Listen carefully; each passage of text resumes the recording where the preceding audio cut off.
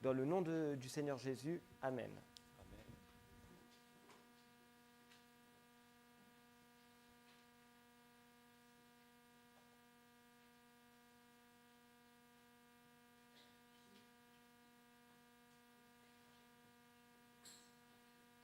Merci Axel. C'est une super initiative. Mais quand je vois la place qui est dévolue au résumé du message, je crois qu'il va falloir que je rallonge un peu. On va voir.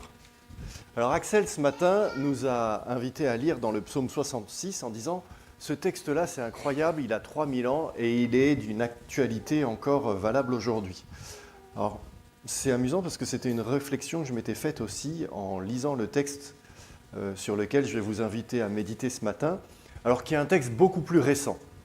Il a seulement 2800 ans, donc il a 200 ans de moins que le psaume qu'on a lu au début de ce culte. Mais je trouve qu'il est aussi toujours d'actualité. En même temps, si les textes qui ont 3000 ans sont d'actualité, ceux qui ont 2800, il y a des chances qu'ils le soient aussi. Et ce texte, il se trouve dans le livre du prophète Michée. Et en fait, le message que je voulais vous partager, il est issu d'une expérience, d'une habitude qu'on a prise à un certain nombre de personnes de l'Église. Donc voilà, il y en a plusieurs qui le savent. On a un groupe de lecture coordonné. On lit le même texte tous les matins. Et le message que je voudrais partager, il est en quelque sorte issu de cette expérience parce qu'on a passé les 2 derniers mois à lire et méditer sur les livres qu'on appelle les petits prophètes, qui se trouvent à la fin de l'Ancien Testament. Alors on a commencé à Osée, et puis on est allé, c'était début mai je crois, et on est allé jusqu'à Malachie, qu'on a fini cette semaine. Maintenant on se repose, on est dans les psaumes. Mais pas encore au psaume 66. Axel a pris un petit peu d'avance là. Alors si on dit que c'est les livres des petits prophètes, c'est parce que les livres sont petits. Parce qu'ils sont prophètes, notamment ils sont petits si on les compare à Ésaïe, Jérémie ou Ézéchiel qui sont un peu plus épais. Mais les prophètes sont toujours les prophètes d'un grand Dieu. Hein. Là, il n'y a pas de changement. Je ne voudrais pas que, quelque part, on dise « Oh là là, il a minimisé ». Non, non, non. Je minimise rien du tout. Ils sont porteurs d'un message qui est puissant et qui est celui de notre grand Dieu. Et même si nous, on les a lus en 2 mois, en fait, ils ont été rédigés sur à peu près 400 ans. Donc, c'est quand même une grande période. Et j'ai été frappé de voir, quand on les a lus, là, les uns derrière les autres, à quel point il y avait une sorte de motif qui se répète de façon récurrente. Le peuple de Dieu, à cette période, mais je pense que c'est toujours d'actualité, avait une capacité incroyable, j'ai envie de dire inépuisable, à s'éloigner de Dieu, à l'oublier complètement et à se livrer à des pratiques, mais alors vraiment du grand n'importe quoi, comme on dirait aujourd'hui. Voilà, des pratiques idolâtres, des pratiques... voilà, n'importe quoi. Et Dieu, par la voix de son prophète, il annonce son jugement à venir, il appelle à un profond changement. Et ça dure comme ça, par période, pendant quasiment 400 ans. Ce qui m'a frappé également, en parcourant ces différents livres, c'est que lorsque Dieu appelle à un profond changement, il en donne des applications très précises et concrètes. Et quelque part, c'est ce que je vous propose d'examiner ce matin. Alors, on ne va pas évidemment lire l'ensemble de ces livres, mais on va se focaliser sur le chapitre 6 du livre de Michée, parce que je trouve que c'est une bonne illustration de ce que je voulais vous partager. Donc, si vous avez une Bible, je vous invite à l'ouvrir, à la lire avec moi. Alors, la mienne, elle est dans la version du Summer. Si vous avez pris une des Bibles qui est au fond du culte, au fond de la salle de culte, souvent c'est plutôt la version second 21, mais l'idée sera la même. Alors, Michée, chapitre 6. Et on va lire tout le chapitre.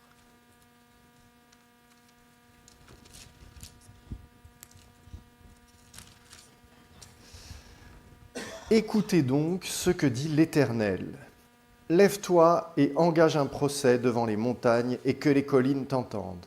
Écoutez donc, montagnes, fondements immuables de la terre, le plaidoyer de l'Éternel. Car l'Éternel est en procès avec son peuple. Il va plaider contre Israël. Que t'ai-je fait, mon peuple? En quoi t'ai-je lassé? Réponds-moi donc, t'ai-je lassé en te faisant sortir d'Égypte et en te délivrant de ce pays où tu étais esclave, et en envoyant devant toi Moïse, Aaron et Myriam? Souviens-toi donc de ce qu'avait tramé Balak, le roi de Moab, et de ce que lui répondit Balaam, le fils de Béor. Souviens-toi du chemin que tu as parcouru de Chittim à Gilgal, et reconnais que l'Éternel t'a fait justice. Avec quoi donc pourrais-je me présenter à l'Éternel? Et avec quoi m'inclinerai-je devant le Dieu Très-Haut? Irai-je devant lui avec des holocaustes, avec des veaux âgés d'1 an? L'Éternel voudra-t-il des milliers de béliers, 10 000 torrents d'huile? Devrais-je sacrifier mon enfant premier-né pour payer pour mon crime, le fils, chair de ma chair, pour expier ma faute? On te l'a enseigné, ô homme, ce qui est bien, et ce que l'Éternel attend de toi, c'est que tu te conduises avec droiture, que tu prennes plaisir à témoigner de la bonté, et qu'avec vigilance, tu vives pour ton Dieu. L'Éternel s'adresse à la ville. La sagesse, c'est de craindre. Alors écoutez la menace de votre châtiment et celui qui l'envoie. Supporterai-je encore, communauté méchante, les biens injustement acquis, les mesures réduites, objet de ma malédiction? Laisserai-je impuni celui qui utilise des balances faussées et qui a dans son sac des poids truqués? Les riches de la ville ont recours à la violence. Ses habitants profèrent des mensonges. Leur langue ne fait que tromper. À mon tour, je vous frapperai jusqu'à vous en rendre malade. Je vous dévasterai à cause de vos fautes. Vous mangerez sans être rassasiés. Cela vous tordra les entrailles. Vous ferez des réserves, vous n'en sauverez rien.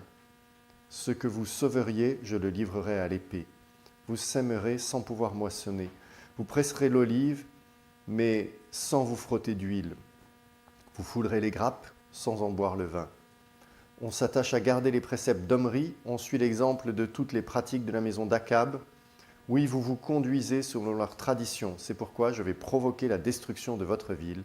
Je ferai de ses habitants un sujet de sarcasme. Vous porterez l'opprobre de mon peuple. Ouh! Un procès, comme je le disais. Et quelque part, un schéma récurrent qui est là résumé en un chapitre.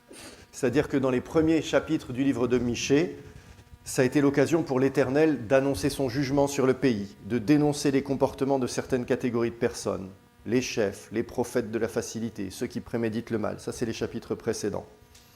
Et au chapitre 6, on a finalement la véritable mise en scène du procès, avec l'Éternel qui met en accusation et puis qui dit « voilà ce qui va se passer, voilà le jugement ». Et s'il met en accusation, comme on le voit dans les premiers versets, c'est qu'il dénonce l'attitude de son peuple, l'ingratitude du peuple qu'il a abandonné, qui a oublié ce qu'il a fait pour lui. Alors c'est intéressant, il y a des épisodes qui sont rappelés comme ça, la sortie d'Égypte, même Balaam. On a eu une prédication il n'y a pas très très longtemps. Balak qui voulait manigancer, Balaam, l'ânesse qui parle, etc. Il rappelle tout ça. Il rappelle tout ça juste pour dire, mais en fait, vous, ce dont vous vous souvenez, c'est les préceptes d'Omri et d'Akab. Alors eux, c'était des rois qui ne servaient pas du tout l'Éternel, qui avaient adopté les pratiques, on va dire les cultes aux idoles des peuples environnants et autres, quoi. Et donc voilà, ce peuple, il oublie tout le bien que Dieu lui a fait et il se livre aux pratiques idolâtres des peuples environnants, en tout cas à ce que l'Éternel ne veut pas. Le peuple de Dieu s'adonne à de mauvaises pratiques. Outre l'idolâtrie, il est question de fraude, de corruption, de recourir à la violence, etc. Et ça, l'Éternel ne le supporte plus. Il dénonce ces mauvaises pratiques et, comme je le disais, il annonce le jugement à venir. Je vous frapperai, je vous dévasterai, ça c'est le verset 13. Vous ferez des réserves, vous n'en sauverez rien. Lorsqu'on cherche à s'enrichir par tous les moyens, y compris des moyens frauduleux, on en oublie que la sagesse, c'est de craindre l'Éternel. Et que c'est l'Éternel qui donne et qui reprend. Alors comme je disais, ce texte a été écrit il y a 2700, 2800 ans. Et pourtant, j'ai envie de dire, malheureusement, je trouve que ce qu'il dénonce résonne complètement dans la société d'aujourd'hui. Les hommes ont oublié Dieu. Alors pas vous ici ce matin, mais d'une façon générale. Je trouve qu'on est dans un pays, et plus largement dans un monde occidental, qui a oublié Dieu. Les hommes sont devenus égocentriques. Ils cherchent à maximiser les profits, quitte à recourir à la tromperie. C'est à la fois étonnant et un peu triste. Moi, j'ai un travail à côté, comme vous le savez, et effectivement, souvent, quand on est dans le monde de l'entreprise, on va nous demander si on... Enfin voilà, on a les gens qui possèdent l'entreprise qui ont des exigences de profit, de gagner de l'argent. C'est comme ça qu'on mesure la performance des entreprises. C'est comme si notre monde était devenu mesuré par les profits. Et une autre chose que j'ai remarqué, c'est que même quand des gens sont riches, on a l'impression qu'ils ont besoin d'être toujours plus riches, qu'ils n'en ont jamais assez. Vous avez remarqué que, alors, la fraude fiscale, par exemple, ça touche tous les étages de la société. Mais même les très riches, on se dit, mais pourquoi? T'en as pas assez? T'as besoin encore d'aller frauder? Gardons-nous bien d'être de cela. Les riches recourent à la violence, dit ce texte. Le mensonge et la fraude sont généralisés. Alors, je ne voudrais pas dire tous pourris, mais quand même, voilà, j'ai l'impression, en disant ce que je vous ai dit, que je décris quand même une partie du monde dans lequel nous vivons, et malheureusement une grande partie. Alors nous, dans tout ça, comment est-ce qu'on se positionne? Est-ce qu'on va se laisser emporter par les tendances ambiantes? Devenir égocentrique? Frauder? Chercher à nous enrichir par tous les moyens? Non, pas de ça chez nous, hein?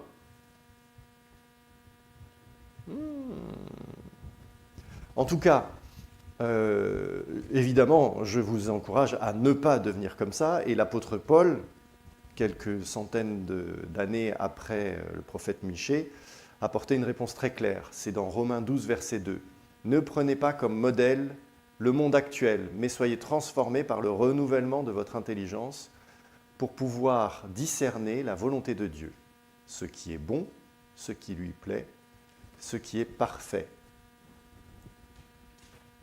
Discerner la volonté de Dieu. Voilà ce dont nous avons besoin et qui fait toute la différence, quelle que soit la période et le monde dans lequel on vit. Puisque Michée, c'était 700-800 ans avant Jésus-Christ, Paul, c'était il y a 2000 ans, et puis nous, c'est maintenant.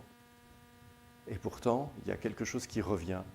Nous avons besoin de discerner la volonté de Dieu, ce qui est bon, ce qui lui plaît, ce qui est parfait. Et j'aimerais revenir sur le verset 8 du chapitre 6 de Michée. Ce que je vous ai dit en introduction, il y a des ordonnances, des conseils très pratiques. Et ce chapitre 8, je le trouve plein de choses pratiques. Ce verset 8, pardon. « On t'a fait connaître, ô homme, ce qui est bien, ce que l'Éternel attend de toi. C'est que tu te conduises avec justice, que tu prennes plaisir à pratiquer la miséricorde et que tu vives humblement pour ton Dieu. » Et j'aimerais développer ces trois aspects. Se conduire avec justice, prendre plaisir à pratiquer la miséricorde et vivre humblement pour ton Dieu. Alors, se conduire avec justice. J'aime bien cette traduction du Semeur, se conduire avec justice. La traduction que je connaissais historiquement, quand j'étais plus jeune, c'était pratiquer la justice. Je pense que c'est la traduction au second, un peu traditionnelle. Pratiquer la justice. Ça veut dire la même chose, mais ça laisse une petite ambiguïté. Or, dans ce texte, il n'y a pas d'ambiguïté. Pratiquer la justice pourrait être interprété comme prononcer des jugements. Et ça, malheureusement, juger les autres, on en a parfois la mauvaise habitude. Dieu est le seul juge. C'est pour ça que je préfère la traduction « se conduire avec justice ». Et les versets 11 et 12 que nous avons lus en donnent des applications très concrètes. « Laisserai-je impuni celui qui utilise des balances faussées ?» et qui a dans son sac des pois truqués. Bon, alors aujourd'hui, on n'a pas forcément des pois dans notre sac. Mais j'ai été surpris un jour, je parlais avec, je ne sais plus, quelqu'un qui travaillait dans la grande distribution, et qui m'expliquait pourquoi maintenant les légumes sont pesés à la caisse. Les légumes, on est en train d'acheter des fruits et des légumes au supermarché, parce qu'il y avait quelque chose comme 80% des gens qui, au moment de peser eux-mêmes les légumes dans le rayon légumes, soit, je ne sais pas, ils soulageaient le sac ou ils en rajoutaient, etc. Frauder quand on achète des légumes au supermarché. Eh oui, c'est la même chose que les pois truqués dans le sac. Hein. Ah oui, c'est devenu une pratique générale. Alors pas nous. Je ne vais pas demander qui a déjà... Non, je ne lève pas. J'ai jamais fait. J'ai fait beaucoup de bêtises, mais celle-là, je n'avais pas pensé à la faire. Non, mais c'est terrible et c'est triste à la fois. Se dire, on est arrivé dans une... Franchement, on est dans une société d'abondance. Est-ce qu'on a besoin d'aller frauder quand on achète des prunes au supermarché ?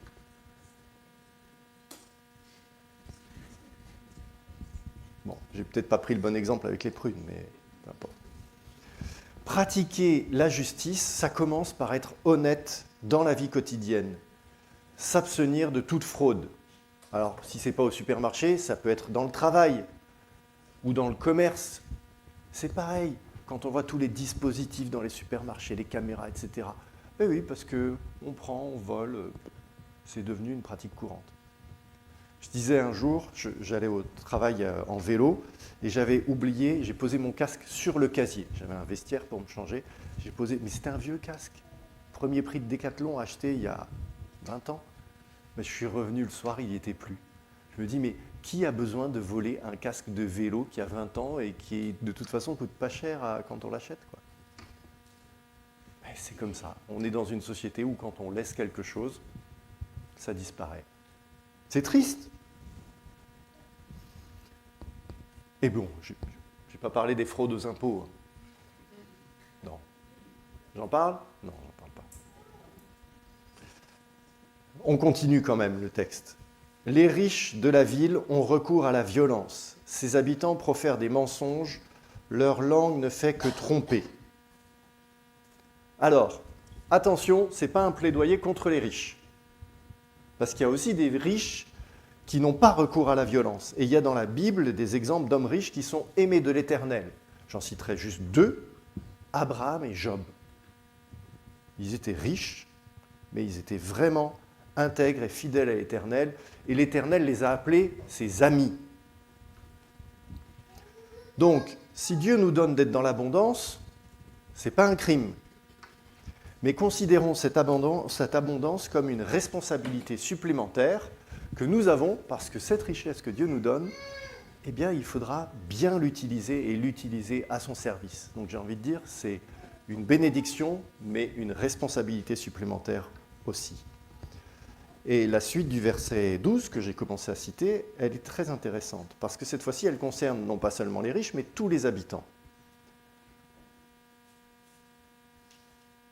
Lorsque Dieu est au centre de la vie de quiconque, tous les habitants, peu importe qui soit, le mensonge et la tromperie n'ont pas leur place. Donc dans notre vie, le mensonge et la tromperie ne doivent pas avoir leur place, que ce soit vis-à-vis de nos compatriotes, des autorités, des puissants, peu importe.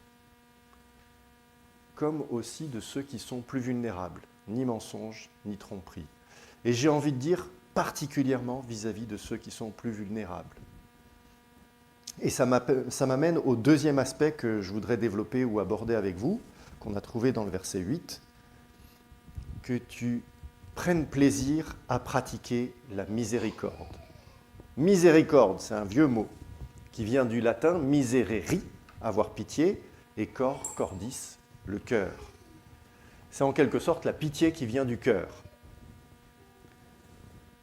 Et d'après le dictionnaire Larousse, une des définitions, c'est une disposition à venir en aide à celui qui est dans le besoin. Donc, si je résume, on a l'Éternel qui est en procès vis-à-vis de son peuple infidèle et qui donne la définition de ce qui est bien, au verset 8. Et il donne cette définition en 3 points. Et parmi ces 3 points, nous avons « il faut que tu prennes plaisir à pratiquer la miséricorde », c'est-à-dire à venir en aide à celui qui est dans le besoin. L'Éternel, en procès avec son peuple, il insiste sur 3 choses, dont prendre plaisir à venir en aide à celui qui est dans le besoin. Je ne sais pas pour vous, mais moi, ce n'était pas la première chose à laquelle j'aurais pensé. J'aurais pensé à vivre une vie sainte, à l'honorer, à l'adorer, etc. Et pourtant, il y a bien ça. Venir en aide à celui qui est dans le besoin. Enfin, pas simplement venir en aide à celui qui est dans le besoin, c'est déjà très bien, mais y prendre plaisir. Marquez bien ça dans vos résumés. Prendre plaisir à venir en aide. C'est-à-dire, c'est pas juste, bon allez, je fais l'aumône, mais bon, ça m'embête un peu. Et je suis comme vous, hein, quelqu'un qui fait la manche à la sortie de la boulangerie, j'ai pas envie de m'attarder. Enfin non, peut-être que vous avez envie de vous attarder. Eh bien, si c'est ça, tant mieux. Vous y prenez plaisir, tant mieux, c'est ce que Dieu demande. Mais moi, je vous confesse que ce n'est pas tout à fait mon cas. Venir en aide à celui qui est dans le besoin et y prendre plaisir. Et alors maintenant, je vais vous citer quelques versets complémentaires dans les grands prophètes. Ésaïe 1, chapitre 1, verset 17. « Apprenez à faire le bien, efforcez-vous d'agir avec droiture, assistez l'opprimé et défendez le droit de l'orphelin, plaidez la cause de la veuve. »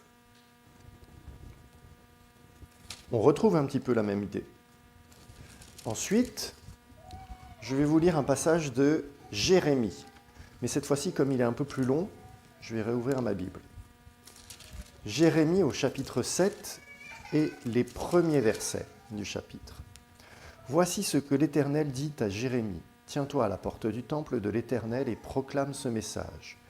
Écoutez la parole de l'Éternel, vous tous, gens de Juda, vous qui entrez par ces portes pour vous prosterner devant l'Éternel. » C'est notre cas aujourd'hui. On est rentré par ces portes pour venir adorer l'Éternel. « Car voici ce que déclare le Seigneur des armées célestes, le Dieu d'Israël. Adoptez une bonne conduite et faites ce qui est bien. Alors je vous laisserai vivre en ce lieu. Cessez de vous fier à ces paroles trompeuses. Voici le temple de l'Éternel, voici le temple de l'Éternel. Oui, c'est ici le temple de l'Éternel. Si vraiment vous adoptez une conduite bonne et si vous faites ce qui est bien, si vous rendez de justes jugements dans les procès et si vous vous abstenez d'exploiter l'immigré, l'orphelin et la veuve, de tuer des innocents en ce lieu et d'adorer d'autres dieux pour votre propre malheur, alors je vous ferai habiter dans ce lieu, ce pays que j'ai donné à vos ancêtres depuis toujours et pour toujours. Si vous faites ce qui est bien, si vous rendez de justes jugements dans les procès, si vous vous abstenez d'exploiter l'immigré, l'orphelin et la veuve. Ézéchiel 22, verset 7. « Chez toi, on méprise père et mère. Chez toi, on maltraite l'étranger. On opprime l'orphelin et la veuve. » Et pour finir, Malachie 3, verset 5. « Et je viendrai à vous en vue du jugement, et je me hâterai d'être un témoin à charge contre les magiciens, contre les adultères, contre les parjures, c'est-à-dire ceux qui violent leur serment, contre ceux qui privent l'ouvrier de son gain, contre ceux qui oppriment la veuve et l'orphelin, et contre ceux qui violent le droit de l'immigré, ceux qui ne me craignent pas, déclare l'Éternel, le Seigneur des armées célestes. » Waouh! C'est assez intéressant de remarquer, dans ces différentes interpellations de la part de l'Éternel, qu'il nous invite, il nous commande de prendre soin de la veuve, de l'orphelin et de l'immigré. Et d'autres choses aussi, mais la veuve, l'orphelin et l'immigré, ils reviennent là, dans tous les textes que je vous ai lus. Et comme je le disais en introduction, le texte de Michée, je le trouvais d'une actualité criante, mais ces passages que je vous ai cités sont d'une actualité criante, bien qu'ils aient été écrits, alors cette fois-ci je suis obligé de dire il y a plus de 2500 ans, parce que certains sont un peu plus récents que le texte de Michée, mais franchement, notre société est devenue complètement individualiste et narcissique. Sans forcément que ce soit mal en soi, hein, mais on se préoccupe d'abord et avant tout de soi-même, de ses besoins, de ses envies. Et encore une fois, c'est pas forcément mal de se préoccuper de ses envies et de soi-même. C'est juste que ça devient mauvais quand ça nous ferme aux besoins des autres. En tout cas, ça nous éloigne de ce que Dieu attend de nous et de ce que Dieu appelle le bien. On est dans notre bulle, isolé par nos écouteurs, par exemple, ou alors on regarde l'écran de notre téléphone. J'ai voyagé là il y a quelques semaines et c'était étonnant. Dans le train, alors dans le train on n'est pas là pour faire la conversation, mais chacun était sur son écran avec ses écouteurs. Je me dis waouh, on va passer 4 ou 5 heures comme ça, côte à côte, les uns des autres. Je ne sais même pas comment s'appelle mon voisin. C'est comme ça, et c'est pas. Enfin, voilà, on est dans une société qui est devenue très individualiste et narcissique. Et j'ajouterais, partout dans le monde, on se méfie de l'immigré. Je sais à qui je parle, hein, on est plein à être d'origine étrangère, là, ce matin. Mais c'est triste. L'immigré est perçu comme une menace. Alors, c'est vrai en France, mais c'est vrai dans plein de pays. Et ce que je trouve triste, c'est de voir, par exemple, aujourd'hui en France, des enfants d'immigrés italiens ou espagnols qui ont peur des immigrés ou qui rejettent les immigrés qui viennent d'Afrique aujourd'hui. Je dis, mais on a tous été un peu issus de l'immigration à un moment ou à un autre. Et au-delà de ça, ce que je vois, c'est que l'Éternel, au contraire, nous invite à prendre soin. Parce que l'immigré, la veuve ou l'orphelin, ce sont des gens qui sont vulnérables. La veuve a perdu son mari, l'orphelin a perdu ses parents. L'immigré, quelque part, a perdu, même s'il ne l'a pas perdu, mais s'est éloigné de sa famille, de ses proches. Et tous se trouvent dans une position de vulnérabilité. Et face à ça, plutôt que de les maltraiter, de les malmener, l'Éternel nous invite à, au contraire, en prendre soin, à veiller particulièrement sur eux. C'est à ça que Dieu nous appelle. Alors ça peut se traduire par de la nourriture, et je suis très content que notre Église ait mis en place une mini-banque alimentaire. Et c'est déjà très bien, mais ça passe aussi par l'attention, la considération. Chaque être humain, même les plus vulnérables, mérite notre considération et notre attention. Aime ton prochain comme toi-même. C'est le commandement le plus important, ex aequo, que Jésus a donné quand on l'a interrogé en lui disant « Maître, c'est quoi le plus grand commandement ?» Alors il a donné en premier lieu « Tu adoreras le Seigneur ton Dieu de tout ton cœur, etc. » Mais il a tout de suite ajouté « Et tu aimeras ton prochain comme toi-même. » Alors prenons plaisir à aimer vraiment notre prochain, sans rien attendre d'autre que la bienveillance de Dieu. L'immigré, la veuve et l'orphelin sont en position vulnérable, comme je le disais. Et sans doute aussi dans une difficulté matérielle, en tout cas ils peuvent l'être. Ils ne seront certainement pas en capacité de renvoyer l'ascenseur. Donc cette miséricorde à laquelle nous sommes appelés, ce n'est pas une miséricorde par intérêt, mais c'est une miséricorde pour plaire à Dieu. Et honnêtement, quand c'est Dieu qui renvoie l'ascenseur, ça vaut la peine. Seigneur, quand avons-nous vu avoir faim ou avoir soif, et t'avons-nous donné à manger, ou t'avons-nous donné à boire? Quand avons-nous vu étranger, et t'avons-nous accueilli, ou nu, et t'avons-nous vêtu, ou malade, ou prisonnier, et sommes-nous venus te rendre visite? C'est pas de moi, c'est de qui? C'est Jésus qui dit ça dans l'évangile de Matthieu, au chapitre 25. Et Jésus continue son histoire. Vraiment, je vous l'assure, chaque fois que vous avez fait cela à l'un de ces plus petits de mes frères, c'est à moi-même que vous l'avez fait. Et oui.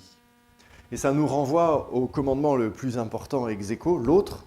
Tu aimeras le Seigneur ton Dieu de tout ton cœur, de toute ta pensée et de toute ta force. Et ça me donne une transition vers le dernier point que je voulais développer avec vous ce matin. Vivre humblement pour ton Dieu, qui est donc le troisième point qu'on trouve dans ce verset 8 du chapitre 6 de Michée. Qu'est-ce que l'Éternel veut dire par cette expression « vivre humblement pour ton Dieu » ? à votre avis? Alors, on peut s'aider d'un verset que Paul a écrit dans la lettre aux Galates. C'est Galates 2, verset 20. « Ce n'est plus moi qui vis, c'est Christ qui vit en moi. Et ma vie en tant qu'homme, je la vis maintenant dans la foi au Fils de Dieu qui, par amour pour moi, s'est livré à la mort à ma place. » Alors, la question qui était déjà en filigrane au moment de la rédaction du livre de Michée, c'est « Est-ce que je vis pour moi ou est-ce que je vis pour Dieu ?» Et le reproche que Dieu faisait à son peuple, c'était justement que malgré tout ce que Dieu avait fait pour eux, ils l'avaient oublié et ils vivaient leur vie uniquement pour leur propre intérêt. On pourrait avoir plein d'exemples, mais voilà, intérêt personnel, les riches qui usent de violence, les commerçants qui escroquent un peu leurs clients, etc. Je vis pour mon propre intérêt. Le commerçant qui escroque son client, s'il pense à Dieu, il va se dire « mais non, en fait, Dieu me voit ». Sinon, il pense à son intérêt, il se dit, bah, allez, je gagne quelques centimes sur chacune des ventes, à la fin de la journée, ça fait une différence. Et même les dirigeants ou les rois, pour quelles raisons ils adoptaient les pratiques idolâtres? J'en sais rien, j'étais pas là, j'étais pas dans leur tête. Mais souvent, on se rend compte que, bon ben, allez, on va adorer un peu tous les dieux, parce qu'on ne sait jamais. On ne sait jamais lequel peut nous donner la victoire. Chaque petite nation avait son dieu, et puis c'était un concours de celui qui a le dieu le plus puissant, c'est celui qui gagne la guerre. Et bien donc, si j'adore tous les dieux, j'ai un peu plus de chances de gagner la guerre. Non, c'est pas comme ça que ça marche. Dieu est un Dieu jaloux. Donc, ils vivaient leur vie uniquement pour leur propre intérêt. Et même lorsque, après un rappel du prophète, ils voulaient revenir à Dieu, ils le faisaient à leur manière et avec leurs idées, avec leurs conceptions. Et je reviens sur les versets 6 et 7. « Avec quoi donc pourrais-je me présenter à l'Éternel? Avec quoi m'inclinerai-je devant le Dieu d'en haut? Irai-je devant lui avec des holocaustes, avec des veaux âgés d'1 an? L'Éternel voudra-t-il des milliers de béliers, de 10 000 torrents d'huile? Devrais-je sacrifier mon enfant premier-né pour payer ma transgression, l'enfant issu de moi pour expier ma faute ?» Certainement pas. C'est une incompréhension totale de la relation que Dieu veut avec ses fidèles. On n'achète pas la faveur de l'Éternel. Ce n'est pas parce qu'on vient avec des milliers de sacrifices qu'on va obtenir la grâce. Lorsque le cœur n'y est pas, lorsque notre vie est remplie de nos intérêts personnels et de mauvaises pratiques, ce n'est pas la multitude des offrandes qu'on pourra apporter à Dieu qui changeront quoi que ce soit. Et encore moins sacrifier le premier-né. Je suis heureux de ne pas avoir sacrifié mon premier-né, elle a chanté ce matin. Bon, au passage, ça c'était une pratique idolâtre des nations alentours, notamment le culte de Moloch. Voilà, il y a une nation autour qui a un dieu à qui on sacrifie le premier-né. Oh bah tiens, si on faisait pareil. Mais non, enfin, qu'est-ce qui leur passe par la tête ? Alors, on pourrait dire, oui, mais ça, c'était pour avant. Ok, je dis et je maintiens que ce texte-là est quand même d'une actualité. Voilà, on peut trouver des parallèles avec notre actualité. Par exemple, il arrive, alors quand on revient à Dieu maintenant, on ne va pas sacrifier des béliers, on est d'accord. Mais ça peut arriver parfois que certains, lorsqu'ils reviennent à Dieu, tombent dans un activisme religieux excessif. On veut être celui qui prie le plus, qui lit le plus la Bible, qui va à toutes les réunions, ou je ne sais pas quoi d'autre. Et qu'est-ce qu'on espère avec cet activisme ? Alors attention, hein, je ne vous incite pas à ne pas aller à la réunion de prière. Je ne vous incite pas à ne pas lire la Bible. Je veux juste qu'on prenne conscience que ce n'est pas notre activisme religieux qui va convaincre Dieu qu'on mérite sa grâce. Et parfois, je me demande si dans notre démarche, il n'y a pas un peu de ça. En disant, non, mais si je suis un bon chrétien, Dieu va m'aimer. Non, Dieu, il vous aime de toute façon, c'est le postulat de départ. Et c'est parce qu'il vous aime qu'il mérite notre adoration. Mais n'inversons pas les choses. Ce n'est pas notre activisme qui va déclencher l'amour ou la grâce de Dieu, c'est l'amour de Dieu qui doit déclencher notre amour pour lui et notre reconnaissance. Et vivre humblement pour Dieu, C'est exactement ça. C'est d'abord reconnaître qu'on a besoin de lui et de lui seul, que sans lui, on est perdu. Et c'est ensuite accepter de le mettre à la première place. C'est lui qui monte sur le trône de notre vie. Pas nous qui restons sur le trône et qui nous agitons dans notre activisme religieux pour que Dieu prenne bien soin de nous. Non, non, non, non, non. Nous ne sommes plus sur le trône de notre vie. Et pour ça, on a quand même besoin de beaucoup d'humilité. Il y a un proverbe qui dit « Chasser le naturel, il revient au galop ». Alors, je ne crois pas que ce soit un proverbe de la Bible. En tout cas, pas dans la Bible que j'ai lue, mais j'ai peut-être mal lu. Dans notre société, malheureusement, en tout cas, on valorise la notoriété. On cherche la célébrité. On compte les followers. C'est un nouvel indicateur de comptage maintenant. Ah, il y a telle personne, elle est célèbre, elle a tant de followers. Moi, je ne la connaissais pas. Mais, alors oui, il y en a que je connaissais avant, et ils ont des millions. Mais il y en a, ils ont juste des centaines de milliers de followers. Mais voilà, ils sont célèbres parce qu'ils ont des followers. Et je suis un peu effaré parfois de voir avec quelle facilité on reproduit ce phénomène dans l'Église. Certains pasteurs ou certains conducteurs de louanges qui deviennent de véritables stars. Ou alors des églises qui sont la plus grande, les méga church. Alors ce n'est pas le cas de tout le monde. Et je suis reconnaissant pour tous ces leaders talentueux qui ne manquent aucune occasion de rappeler que c'est le Seigneur et lui seul qui mérite notre louange et notre adoration. Et c'est très bien, et c'est comme ça que ça doit se passer. Et gardons-nous, au contraire, de verser dans l'excès de notoriété parmi le peuple de Dieu. Soyons reconnaissants pour les dons et les talents que le Seigneur accorde dans son Église, à commencer par la nôtre, mais en toute chose, consacrons toutes nos forces, toutes nos pensées et tout notre cœur à adorer le Seigneur et à l'adorer lui seul. Et je crois que cette parole-là, elle est encore d'actualité pour nous aujourd'hui et elle sera encore d'actualité pour les générations qui nous suivront dans des centaines d'années. Je vous invite à la prière. Seigneur, merci pour ta parole, pour son actualité, pour tout ce qu'elle nous enseigne et parce qu'elle éclaire notre vie. Et Seigneur, à la lecture de ta parole, donne-nous un cœur sincère pour t'adorer, un cœur rempli d'humilité pour te mettre à la place de Seigneur de notre vie. Et Seigneur, dirige-nous aujourd'hui, demain et dans les jours, les mois à venir, pour que nous entrions dans la vie que tu veux pour nous et pour que partout où tu nous en enverras, nous soyons des lumières pour ceux que nous rencontrerons, des lumières qui reflètent ta lumière. Amen.